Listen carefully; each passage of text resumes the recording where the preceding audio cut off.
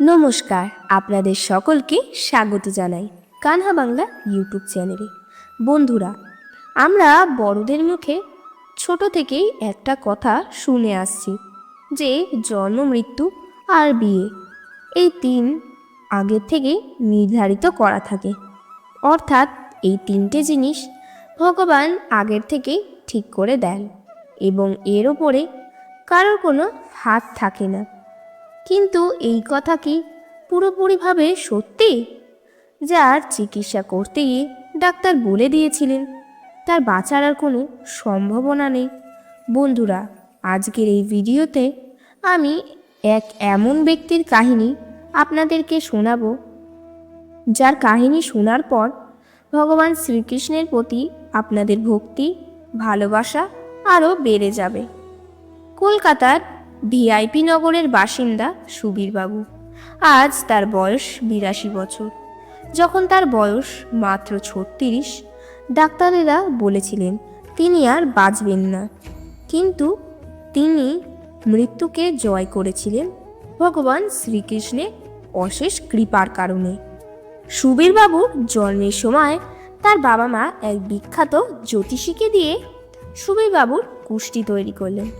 জ্যোতিষী সেই কুষ্টি তৈরি করতে গিয়ে সুবীরবাবুর মা বাবাকে জানিয়েছিলেন 34 থেকে 38 বয়সের মধ্যে সুবীরবাবুর জীবনে মৃত্যুর ফাঁড়া আসবে, যা কাটিয়ে ওঠা প্রায় অসম্ভব হয়ে উঠবে।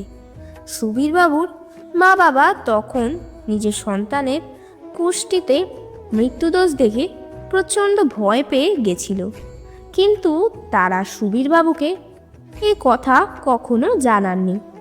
এদিকে ভগবান শ্রীকৃষ্ণের প্রতি সুবীরবাবুর ভক্তি ছিল বাল্যকাল থেকেই।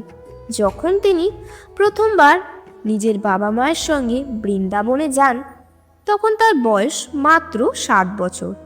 বৃন্দাবনে তার পরিবার এক সিদ্ধ সাধকের দর্শন লাভ করে, যিনি তাদের বলেছিলেন অনেক পূর্ণ কর্মের কারণে অবশেষে মানব জাতিতে জন্ম হয়। তাই মানবজনিতে জন্মানোর পর মানুষের প্রধান কর্তব্য হল দরিদ্রের সেবা করা, পশু পাখির সেবা করা, ধর্মের পথে চলা ও ভগবান শ্রীকৃষ্ণের নাম জপ করা, কীর্তন করা, ভজন গাওয়া ও গীতা পাঠ করা। এইরকমই সৎকর্ম ও ভগবান শ্রীকৃষ্ণের আরাধনার মাধ্যমে মানবজনী থেকে সম্পূর্ণ মোক্ষ লাভ করা যায়। অর্থাৎ মৃত্যুর পর এই জন্ম মৃত্যুর বন্ধন থেকে চিরকালের জন্য মুক্তি পাওয়া যায়। এই কথাগুলো বালক সুবীরের হৃদয় ঘর করে নিয়েছিল। বৃন্দাবন থেকে ফিরে সে নিয়মিত ঘরের ঠাকুর ঘরে বসে মায়ের সঙ্গে ভগবান শ্রীকৃষ্ণের পূজা করত। তার বাবা তাকে গীতা পাঠ করে শোনাতো, আর সে নিয়মিত ভগবান শ্রীকৃষ্ণের নাম জপ করত। তারপর সে বেড়ে ওঠার সাথে সাথে নিজেই গীতা পাঠ করা শুরু করে। মন্দিরে যাওয়া, পূজা দেওয়া, ভগবান শ্রীকৃষ্ণের ভজন কীর্তন শোনা, ভিক্ষুকদের অন্নদান করা তার দৈনন্দিন জীবনের প্রধান কর্তব্য হয়ে ওঠে।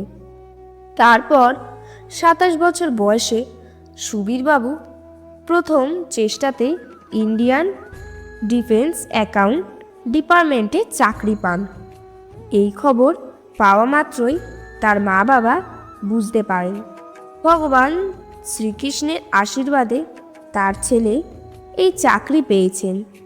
এত বড় দায়িত্ব পাওয়া সত্ত্বেও সুবীরবাবু রোজ সকালে স্নান করে শুদ্ধ পোশাক পরে নিয়মিত মন্দিরে যেতেন, দরিদ্র সেবা করতেন এবং রোজ অফিসে নিজের দায়িত্ব পালন করার আগে গীতা পাঠ করতেন।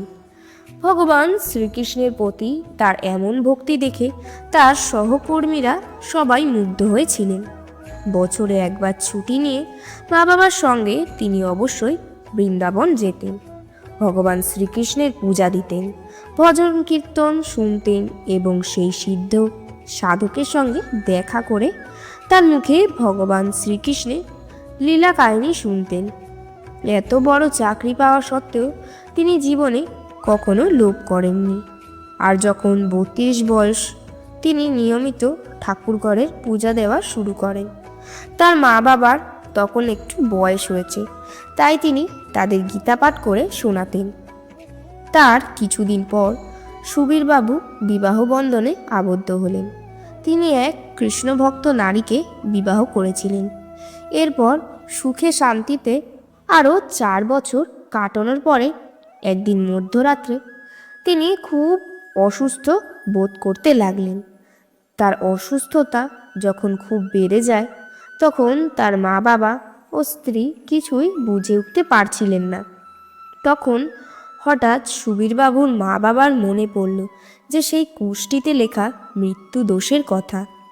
তাই তারা খুব ভয় পেয়ে গেলেন এবং ভগবান শ্রীকৃষ্ণের নাম জপ করতে শুরু করলেন।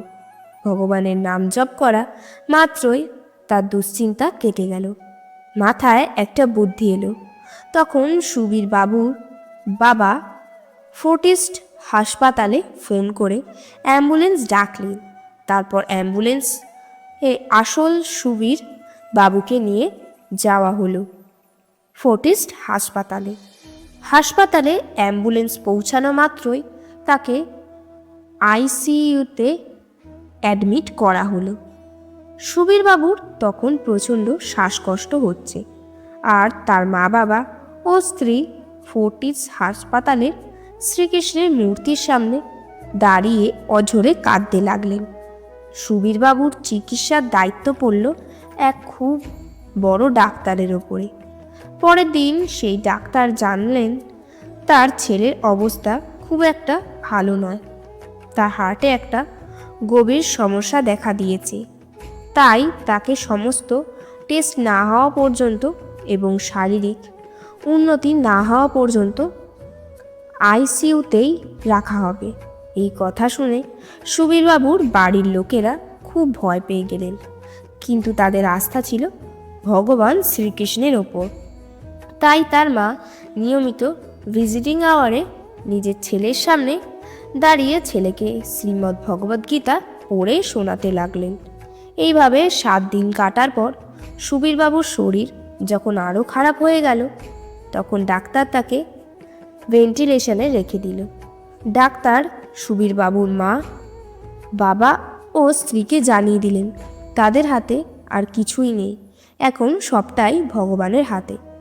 ডাক্তারের মুখে এই কথা শুনে সুবীরবাবুর মা বাবা ও স্ত্রী বিচলিত হলেন না, কারণ তাদের অটুট বিশ্বাস ছিল ভগবান শ্রীকৃষ্ণের ওপরে।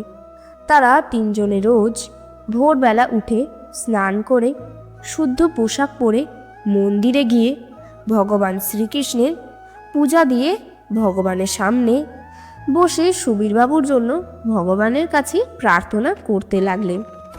তারা ভগবান শ্রীকৃষ্ণের দিকে একভাবে তাকিয়ে দীর্ঘক্ষণ বসে থাকলেন, আর পরম করুণাময় ভগবান শ্রীকৃষ্ণ তারপরে এমন লীলা দেখালেন যা শুনলে আপনারা সবাই অবাক হয়ে যাবেন।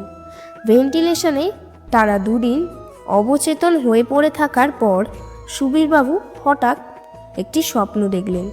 স্বপ্নে তিনি দেখলেন তিনি অবচেতন হয়ে পড়ে আছেন এবং তার মাথায় হাত বুলিয়ে দিচ্ছেন স্বয়ং ভগবান শ্রীকৃষ্ণ। এই দৃশ্য দেখার পর সুবীরবাবু হঠাৎ ভগবানকে স্পর্শ করার জন্য চোখ খুলে ফেললেন। এই চোখ খোলার দৃশ্য দেখে নার্সরা খুব দ্রুত ডাক্তারকে খবর দেয়। ডাক্তার এসে সুবীরবাবুকে দেখে সম্পূর্ণ অবাক হয়ে যায়।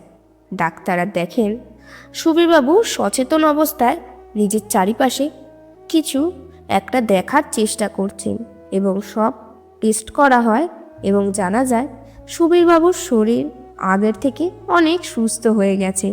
এই ঘটনা ডাক্তার মিরাক্কেল বলে সম্বোধন করলেও সুবীরবাবুর মা বাবা ও স্ত্রী জানতেন এই সব কিছু সম্ভব হয়েছে ভগবান শ্রীকৃষ্ণের আশীর্বাদে।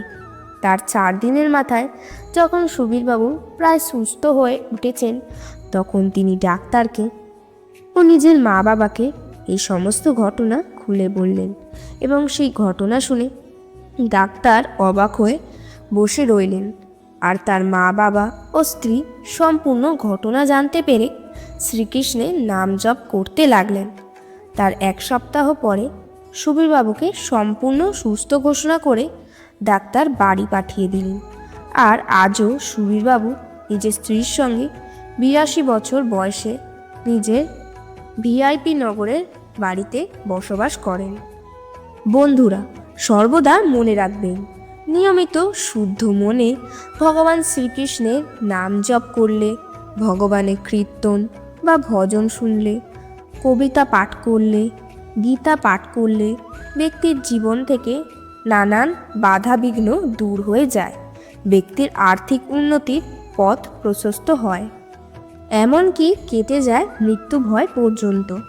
তাই নিয়মিত ভগবান শ্রীকৃষ্ণের নাম জপ ও গীতা পাঠ অবশ্যই করবেন এবং সময় পেলে অবশ্যই ভগবান শ্রীকৃষ্ণের লীলা কাহিনী শ্রবণ করবেন। 4টি বিষয় লজ্জা পাবেন না। 1. পুরনো কাপড়। 2. বয়স্ক মা বাবা। 3. দরিদ্র বন্ধু। 4. সাধারণ জীবনযাপন। এই পৃথিবীতে আমরা কে কতদিন বেঁচে থাকব এটা গুরুত্বপূর্ণ বিষয় নয়। গুরুত্বপূর্ণ বিষয় হলো মানুষের মনে আমরা কতদিন বেঁচে থাকব। মানুষ জ্ঞানের পরিচয় দেয় তার কথায়, যোগ্যতার পরিচয় দেয় তার কর্মে, আর বংশের পরিচয় দেয় তার ব্যবহারে।